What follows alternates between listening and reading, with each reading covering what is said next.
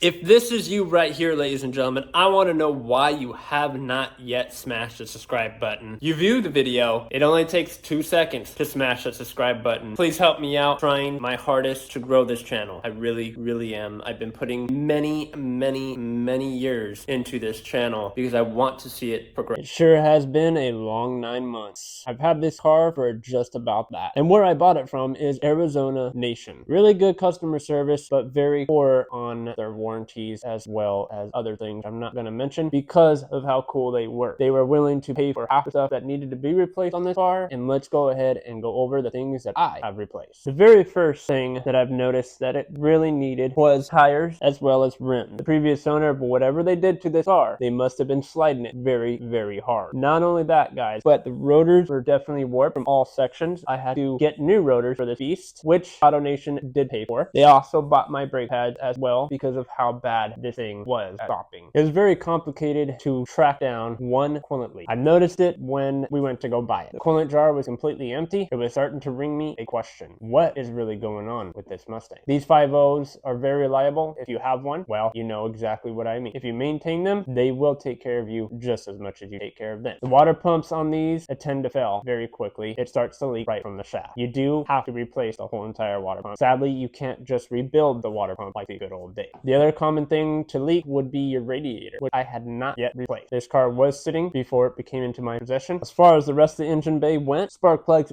did need to be changed. I bought this car at 63,000 miles. For those that don't know, it was a very good deal and I couldn't pass up on it. We're going to go over how much I actually really spent on this car in a future video. I had to replace the oil dipstick tube. That was also in one of my videos because the previous owner either changed out the gasket on that valve cover and he didn't pull the dipstick tube out, which you need to. If you don't, it will get stuck and it will crack in half, and then half yours will go down into the crankcase, and that's something that you definitely don't want. The dipstick did get eaten on the very tip of it. It got chewed up by the crank, which kind of scared me a little bit. It made me worried a lot more about the crank and how the crank was doing, which we're going to be doing another update video on that very shortly. I want to retake down my oil pan and kind of take a little gander in there. If that's a video y'all want to see, write it down in the comments. I'll be reading them. This car also came with a dead battery. Bad sell, completely garbage. I had to spend my own money to get a brand new battery for this car, but if you live in Arizona, you would definitely understand why the battery needed to be replaced, such when it's just sitting. The last thing that I had to replace inside the engine would be the header gaskets. Now, we'll go over that here in just a quick second, but the header gasket on the driver's side was so bad that it was leaking very bad. It sounded like it was a steam engine when it really wasn't. I replaced it and it's been acting really good to me so far. Let's go over the next 3 things, and this one's going to require some walk around. Let's talk about the passenger door. Now, as you guys can see, it is starting to crack right here, and as well as all through the whole entire bottom door. Now, this side of the car was definitely in a car accident from the previous owner, which we're going to be looking at getting a new passenger door for this. I don't want to spend the money and get it fixed. It's just a ton of Bondo right there, and I'd rather just put a new door on it, give it a fresh new start. I'm going to be checking out the rest of the body lines in this car because we're going to be doing a lot more to this car, which we're going to be talking about as soon as we're done going over the stuff that really needs to be done. If you guys missed the video of me installing this bottom light right here, make sure you guys go ahead and check it out. I'll be linking that in the description so you can check her out for yourself. This right here was also caused by the previous owner, which it cracked the whole entire bumper. The backup camera, which is notorious for these cars, if you also have a 2018, 2019, and 2020 Mustang, you know that these backup cameras here, they go out very quick from Ford. I don't know why on refresh why the cameras go out, because technically the cameras are from the 15s, 16s, and 17s. They're all the same pretty much. Now, a lot on the forums has to do with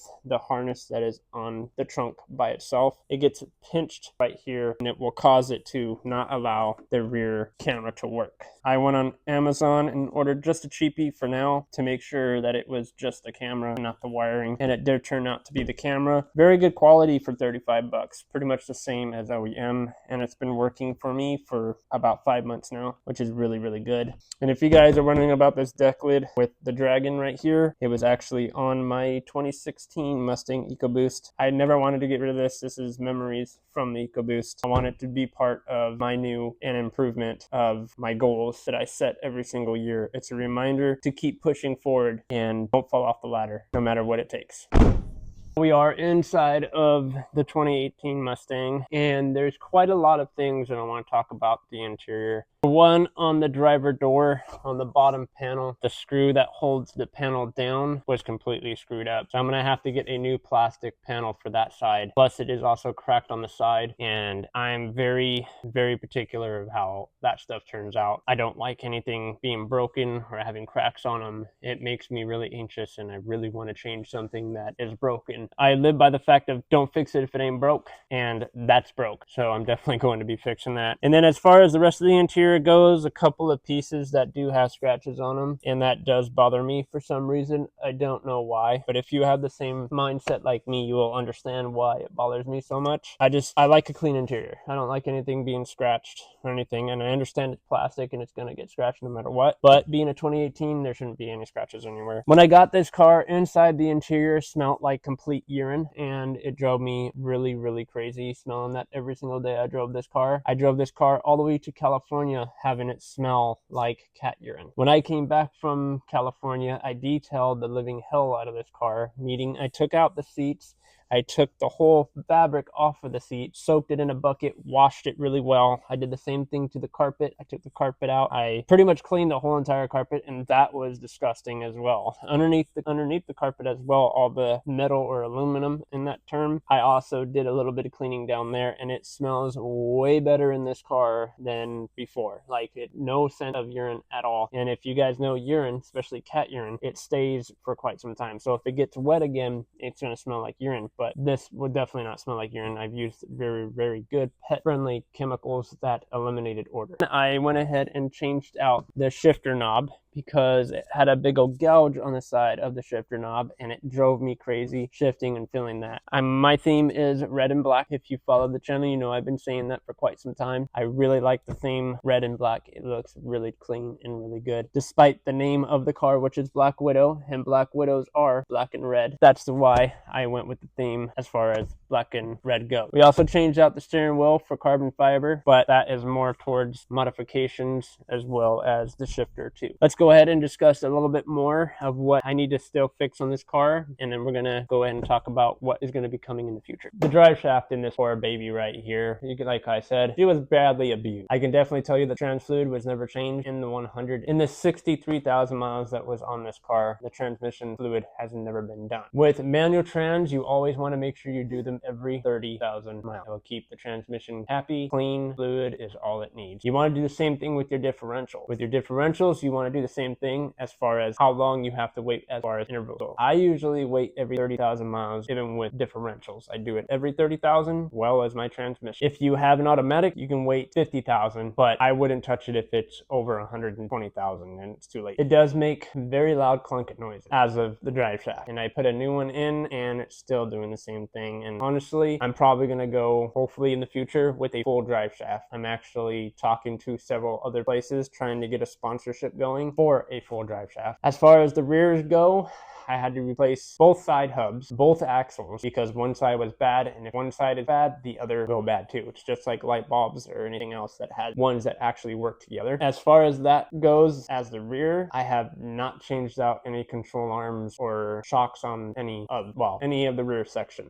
There is still some control arms that I gotta change in the rear because still, once again, the clunking is starting to happen, as well as the front side on the passenger side right here, and I'm pretty sure it's my forward and rearward control arms that need to be replaced in the Mustang. Once I resolve that issue, we should be clean and the car should drive like it's brand new. It has new tires, it has new rims that are not bent. Thank God for that. I found these and I threw them on. The rears are different, obviously, but they do have a fatter, meatier tire. And as you guys can see in the background, we do have another set that hopefully we'll be putting on here very shortly. Let's go over what we're going to be doing with the Mustang here in the future. I'm done and told you pretty much everything that needs to be fixed on this car. There's still a little bit more that needs to be done to it, such as the clutch. I got to get a new clutch in this thing, and I can already tell you that the bite point it's getting weak as far as even going into third gear and smacking it to the floor. She's still fast, but not as fast as she can be with a better clutch. She does have a cantaloupe as well that I gotta attend to. So I need to redo the lifter on one, which is on the driver's side. And if I look at that, I'm gonna wanna go ahead and scoot over to the passenger side and check that out. There's also a video coming very shortly for the timing control solenoid that I did on this side of the car, which will also be on this side. It probably already is out already. We're gonna be doing both sides together, and I want them to come out in the same video. If you guys don't see it yet, then just wait for it. It will be coming out very shortly. And as well, I got to interrupt today's video. I have to interrupt today's video to let you guys know, if you are shopping for mirrors, don't think of anybody else but Sumer Performance. Why? I'm gonna tell you why. Because they have everything in one single mirror. They are blue tinted, so you don't have to worry about anybody behind you with those bright old lights. You don't have to worry about glare anymore either, so you can see who is behind you when they're behind you and move over safely to the next lane. These mirrors are also have integrated turn signals if you prefer. They do have lane assist watch as well, and they do come with heated mirrors on all trims. Make sure, if you guys are looking for mirrors,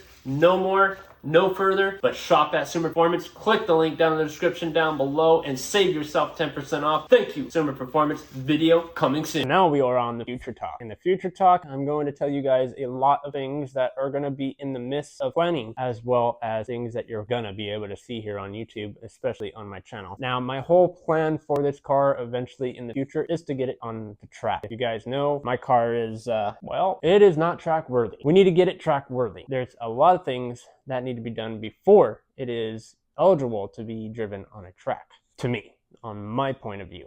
Not that they would tell me no, but this car makes about 520 horse with the little modifications that's been done to it. The 2018 is definitely a very nice platform. Now, if you guys do a little bit of research, they did have a full batch of bad engines on these cars, and it went all the way up to 2020. A lot of people were saying that they were hearing a typewriter tick, which I do hear on this one. What do I think the typewriter tick is? And it could be a lot of things, actually. Other people has torn these engines apart to find out what that noise is. Some people have found out the piston was slapping in the wall. I resolved that issue by sticking a camera through and looking at the bores and making sure they're okay, which they are, on mine anyways. The combustion is totally fine. As far as compression in each cylinder is very, very good. Actually, this motor is actually showing that it's technically brand new, which is pretty crazy for a car that has 73,000 miles on it. Coyotes are very reliable. Like I said, they are very good motors if you do your maintenance. What we are planning to do to this beast. Number one, things I want to do. Go ahead and step into this game. The first one, bigger injectors. I definitely want to put some meter, bigger, and badder injectors on this thing. A little bit more higher PSI will definitely be precise. And the reason for it is because we're going to be talking about this here very shortly. As far as doing the timing in this thing, I want to get the timing all done, and I want to put different components in here, which I've been looking a lot and doing a lot of research on the Gen 1 and Gen 2 and the Gen 3 stuff, which surprisingly, even the Boss 302 has pretty good stuff you can throw inside this thing as far as the timing goes, and they're a lot more beefier and stronger, and they're fatter, which is, you know, freaking awesome. But before you do boost the 2018 Mustang, you do want to change out your oil crank gear. And why? Well, let's see. The higher you are in RPMs, those oil pump crank gears tend to snap and break. Now, you don't want that if you're going on a track and you're trying to, you know, get the best number out of the best. You want to make sure that you go ahead and change that out with MMRs. Really good. I can always suggest MMR. They make really good stuff. I have plenty of friends that have race cars that has been doing race cars for a very long time, and they do use MMR stuff, which, you know, it's getting me wanting to do a lot on this. The only thing I would not do, and the only thing I wouldn't suggest, though, if you're not tracking the car and keeping it as a track car, is don't use their chain guards. Probably not a good idea, because that is a rare item, which means you have to change it out every end of every race season, which really does suck, because that means you have to keep going in the timing. But eventually you're going to be so good at timing these engines that you're not going to need any guide or any help to time it, because you're going to know instantly how to do it. I've been looking a lot on what do I want to do as far as boost goes. Now, turbos, they're really awesome. You're going to get the best power out of a turbo, especially if you can do anything possible to keep the lag down, which I'm really good, surprisingly, with turbos. I know them from the backside of my hand. They're just awesome little things to run. you know. It'll probably be like a 63 or 65 millimeter, maybe a 73 millimeter. I don't know what I want to do yet, but if I do turbos, it's definitely going to be a twin set, obviously. Coyote, you know. My dream was always to have them come out the hood. I thought that was always a cool thing to see at car shows. I've always wanted to do it. We can always do that, or we can always put a blower on this. Now, if I put a blower on it, either way, we're still going to have to change up a few things in the motor. And I want to do comp cams, maybe stage 1, maybe step it up to stage 2, I don't know yet. Or we can just do Ford performance cams, but comp cams are, you know, that's where you're going to make most of your power. You do need to get a thicker radiator for this, 100%. Especially here in Arizona, it is very, very hot. And the temps do get up pretty high when you're just sitting there idling in a light, or if you're stuck in traffic and you have no option but to sit there and idle, which really sucks. Sometimes I wish I can just shut it off when I'm stuck in traffic, but you can't, because then you have to restart it and it costs more gas to restart the car, so you might as well just leave it on. The intake, very nice. I'm not nowhere against JLT. JLT makes really good intake, but I want an enclosed intake. I think that an enclosed one would definitely look a lot better in here. And what I want to do to it is also another cool thing, because I want to put LEDs and make it a see-through window with my YouTube name in there. So when I do go to car shows and stuff, I can show that off, and that would definitely be pretty dope. Because that's all cold air, and all the air that's coming from outside is getting sucked into your motor. So as long as, you know, it's not 200 degrees, you won't have to worry about melting the living hell out of your LED strip. The fenders. Now, I really like the GT500 fenders. I like how they have the little opening, and I want to make them actually active. I think that would look really dope as far as the vision that I have for this car. As far as the hood goes, we're going to be trying to jump towards either a cow hood, or maybe I have some other options, but I don't want to list them all right now because I want to put it up to a vote for everybody like yourself to vote on in the future when it does come time to changing out the hood. I do eventually want to get away from that little rod right there and actually put the struts in here. I've had no Mustang with that yet, so we need to get that done, and it's not a very expensive thing to get. 305s. I do have a set of 305 tires that I've been dying to put on the rear. The ones that are on my rear section right now are 285s. These puppies right here are 245s, so they are stagnant. As far as rims go, once again, that's also going to be another vote or another debate that I'm going to be having with my fam here on YouTube. I'm going to let you guys decide on what rims I get. You will see that in the future. I will either have a list of 4 or 5, and whatever which one gets the most votes, that is going to be the one we're going to throw on this girl. Suspension. I'm very big on suspension, and I want to redo the whole entire suspension on this car from the front to the rear. I want to get it all dialed in to where this car will stay straight no matter what. The only second thing about keeping it straight and putting a lot of stiffer suspension on here is the road noise, and as well as you're going to hear a lot more of the rumble and everything inside of the car because of how stiff your body is now. Do I mind that? No, because that brings out the classic in the car. It makes it a true American car. There's a few other things that I have ideas as far as the car goes. The interior, we're going to be dressing up the interior 100%.